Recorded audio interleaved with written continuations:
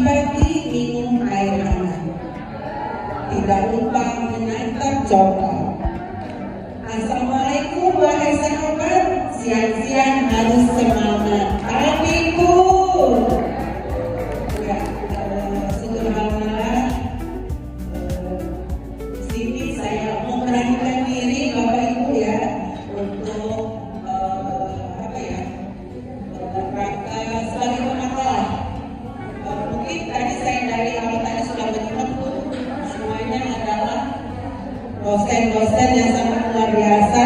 Dan saya kebetulan saya adalah guru SMP Negeri 13 Bandar Lampung yang berusaha memberanikan diri sebagai pemakalah, walaupun materi saya ini sebenarnya bersifat dokumentasi, karena bagi kami di sekolah pembelajaran deep learning ini suatu hal yang baru yang dikelontorkan oleh Pak Menteri kami, Pak Abdul Mukti. Jadi saya lagi penelitian ini dalam tahap dokumentasi, tapi selalu nantinya kalau ini bisa publish, mohon saya akan benar-benar membuat penelitian dan akan saya ujikan di sekolah SMP Negeri 13 Bandar Lampung ya. Ini jati diri saya, Bapak Ibu, karya-karya saya ataupun yang sudah publish terkait dengan pembelajaran ataupun pendidikan ya. Selanjutnya ya, daftar di sini adalah ada pendahuluan, kemudian metode penelitian, hasil dan pembahasan, 4 kesimpulan dan 5 saran. Ya.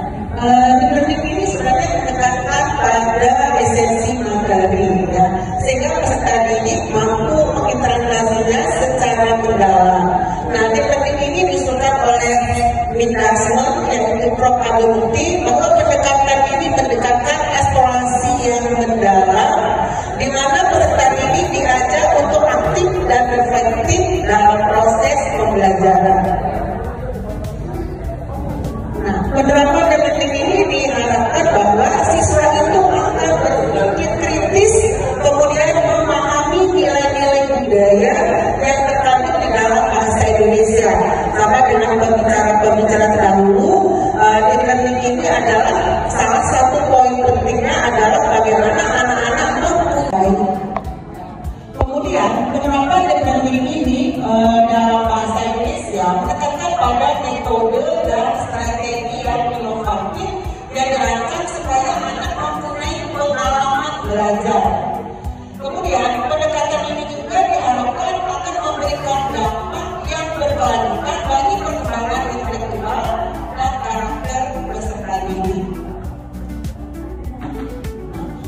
Metode penelitian yang saya gunakan yang pertama studi literatur. Di sini akan menelaah secara mendalam terhadap berbagai sumber pustaka yang relevan, khususnya jurnalnya, buku ataupun artikel terpercaya. Kemudian kedua ada studi dokumentasi. Di sini mengumpulkan dan menganalisis data serta dokumen pendukung. Nah, tadi dengan menggabungkan dua metode penelitian ini diharapkan bahwa penelitian ini dapat menggambarkan penerapan deep learning secara lebih rinci, baik secara perspektif teoritis maupun praktis. Selanjutnya, hasil dan pembahasan bahwa deep learning dalam konteks pendidikan di sini adalah pendekatan pembelajaran yang berfokus pada penguasaan konsep dan keterampilan secara mendalam, sebagaimana dijelaskan oleh Adriana. Kemudian di sini deep learning mendorong peserta didik untuk mengeksplorasi topik secara lebih mendalam dan kritis. Mereka diajak menggali berbagai sudut pandang serta mengaitkan materi yang dipelajari dengan pengalaman pribadi dan kehidupan sehari-hari. Ya. Kemudian salah satu juga bahwa di teknik ini peserta didik dapat berpikir kritis. Nah, di sini sesuai dengan pembicaraan terdahulu bahwa siswa tidak hanya sekedar menghafal, tapi mereka anak didik di sini menjadi suatu individu yang berkolaborasi dan berbagi pengetahuan dengan sesama peserta didik. Kemudian juga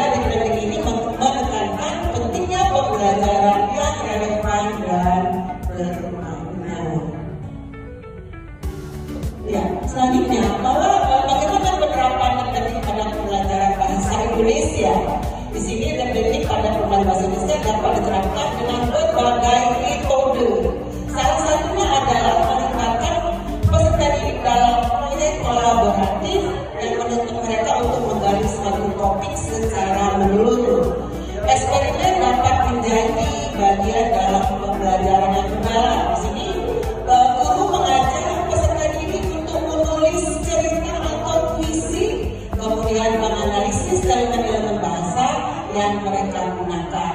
Otomatis eksperimen ini membuat peserta didik belajar mengapresiasi dan memperkaya pemahaman tentang struktur dan gaya bahasa.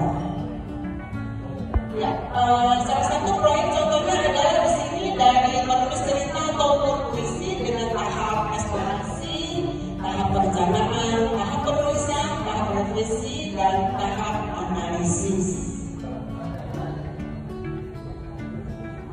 Melalui diskusi kelompok, sini dapat melakukan tahap-tahapan. Yang pertama diskusi dan pemecahan masalah, yang kedua presentasi hasil diskusi, dan yang ketiga adalah refleksi. Ya. Berikutnya adalah aktivitas interaktifnya. Di sini yang pertama dengan permainan bahasa, misalnya dengan teka-teki silang, label, atau pemain kata yang dapat memperkaya kosakata peserta didik. Kemudian dengan cara yang kedua adalah simulasi ataupun debat, boleh juga drama pendek. Ini dapat digunakan sebagai alternatif untuk melatih keterampilan berbicara serta memahami peran bahasa dalam komunikasi. Pandangan saya sebagai guru di sini bahwa yang pertama guru berperan sebagai fasilitator. Kedua, guru harus mengetahui kebutuhan dan minat peserta didik. Dan yang ketiga, guru merancang. Dari sana ini dari segi merancang ini yang tantangan bagi seorang guru bagaimana rancangan itu dapat menarik sesuai dengan gaya belajar dan latar belakang peserta didik.